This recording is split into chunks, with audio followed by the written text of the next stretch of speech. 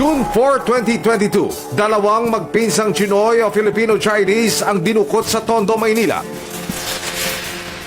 Yung dalawang magpinsan, on the way sila sa isang customer nila. Galing sila sa isang customer nila nung nakidnap sila, no? Ayon sa Philippine National Police Anti-Kidnapping Group o PNP-AKG, mula Maynila ay dinala ang dalawang biktima sa isang liblib na lugar sa Laguna. Talaga shock na shock kami nung nakidnap yung dalawang magpinsan na batang-bata pa, no? Ang businessman. 100 milyong piso raw ang hiningi ng kidnappers kapalit ng kalayaan ng magpinsan. Ang pamilya ng mga biktima umaray sa laki ng halaga. Matapos ng mahigit 10 araw, June 15, 2022, matagumpay na na-rescue ng PNP-AKG ang dalawang kidnap victim, pero ang mga suspect mabilis na nakatakas. They were rescued actually sa tulong ng mga kapulisan natin sa local and with our anti-kidnapping group. Naging joint effort to, ano. Pero bago pa makapuslit, naplakakan ng mga pulis ang getaway vehicle ng mga kidnapper. Sa bayan ng Pililla sa Rizal, nagkaengkwentro ang mga pulis at ang grupo ng mga kidnapper. And the part of the group, yung Kidnap for Ransom group, sa Madriaga group, dalawa ang namatay sa kanila. Sa kasamaang palad ay namatay sa engkwentro ang isa sa mga miyembro ng PNP-AKG na si Patrolman Joshua Lingayo. Siyempre, siya nga may isang ina, narigat, nasakit, natanggapin, na natay di anak ko.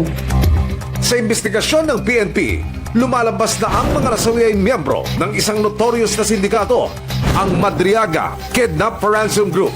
Ang leader ng grupo, kinilalang si Ramil Madriaga.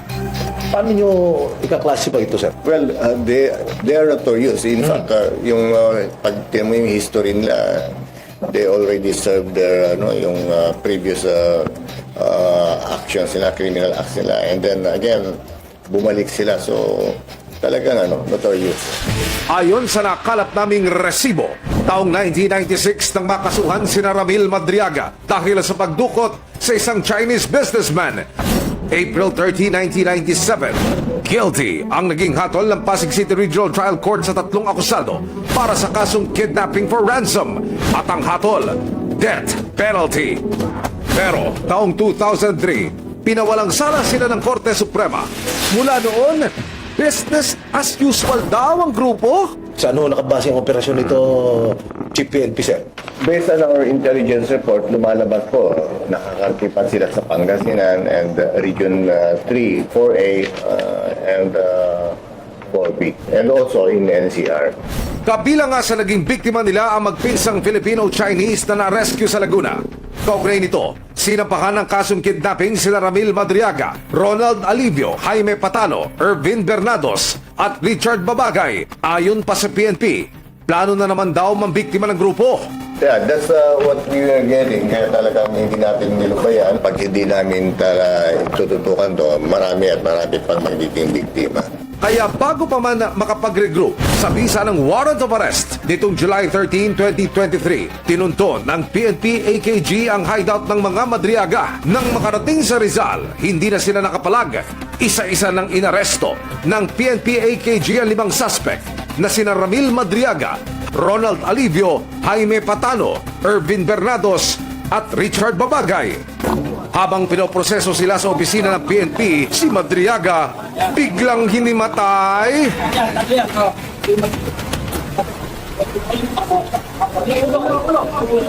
Isang farm sa Pangilaguna, mga armas nga ba ang nakatanim?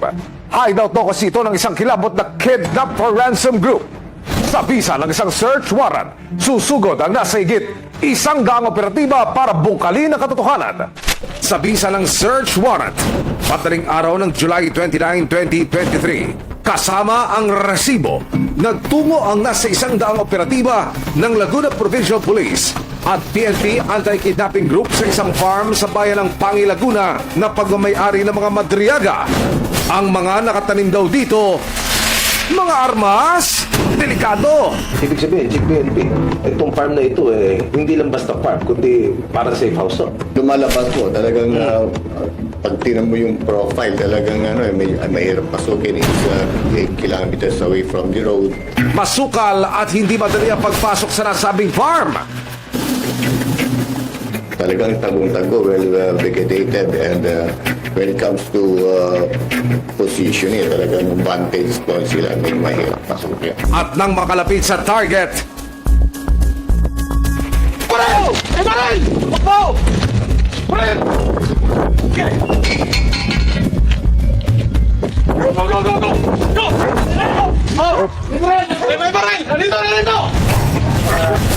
agad pinadapa ang gwardya ng farm na nakilalang si Jonathan Arante.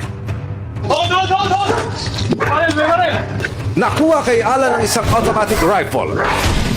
Sa bahay, Ikaw ba si Edwin Prestado? inihain ang search warrant sa caretaker ng nasabing property na si Edwin Prestado. Meron kaming search warrant laban sa iyo for violation of RA 10591 o pag-iingat ng mga hindi lisensyadong baril. Matapos ipaliwanag ang pakay, nagkumpisa lang maggalugog ang Laguna Police at AKG. Unang ginalugad ng mga pulis ang sala ng bahay.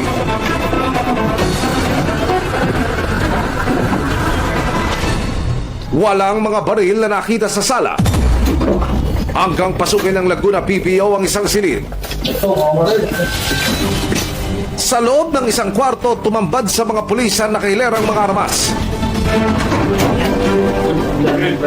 Hindi, nakita yan sa master's bedroom. Andun nakita yung mga baril. Siguro sabihin na lang natin na baka nire-ready nila for them to take them out. Inaayos pa siguro nila yan para to lipat na mga location. At nang buksan ang isang kahon sa gilid ng kama, maging ang mga pulis napanganga sa kalidad ng mga baril na nakuha.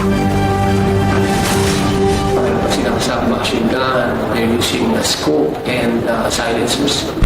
Farm ba ito o armory? Based on that, we cannot take them lightly. Talagang malaking grupo to, hindi sila ordinaryong grupo. High profile ang kaya nilang i-operate. Sa kabuuan, na-harvest ng mga pulis ang 4 na caliber 38 revolver, 2 M16 rifle, 3 12-gauge shotgun, 3 kalibre 22, 1 Beretta 9mm, 1 Uzi submachine gun, 1 caliber 357 at mga bala.